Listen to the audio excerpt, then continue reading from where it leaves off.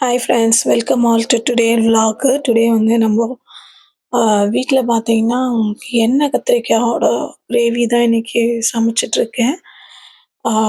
இதோட ரெசிபி வேணும்னா எனக்கு டிஎம் பண்ணுங்கள், நான் உங்களுக்கு ஃபுல் வீடியோவும் அப்லோட் பண்ணுறேன். அண்ட் இது வந்து ரொம்பவும் டேஸ்டியாக இருக்கும் இந்த எண்ணெய் கத்திரிக்காயோட கிரேவி. அண்ட் சாதத்துக்கு பார்த்தீங்கன்னா ரைஸ் வந்து ஊற போட்டிருக்கிறேன்.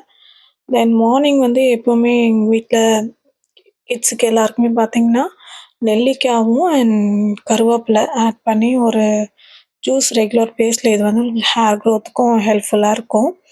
அண்ட் ஸ்கின்னுக்கும் ரொம்பவும் நல்லது. நெல்லிக்காய் நம்ம ரெகுலர் பேஸில் எடுக்கும்போது, அண்ட் நெல்லிக்காவும் அண்ட் கருவேப்பிலை வச்சு லைட்டாக சால்ட் ஆட் பண்ணி அது வந்து உங்களுக்கு இந்து உப்பு ஆட் பண்ணிக்கலாம். இந்து உப்பு வந்து ஆட் பண்ணி நல்லா கிரைண்ட் பண்ணி அதோட ஃபில்ட்ரு பண்ணி அந்த ஜூஸ் வந்து ரெகுலராக பேஸில் ஒரு 200 ml எல்லாருக்குமே 3 பேர் 4 பேருக்கு வந்து இந்த ஜூஸ் ப்ரிப்பேர் பண்ணியிருக்கேன்.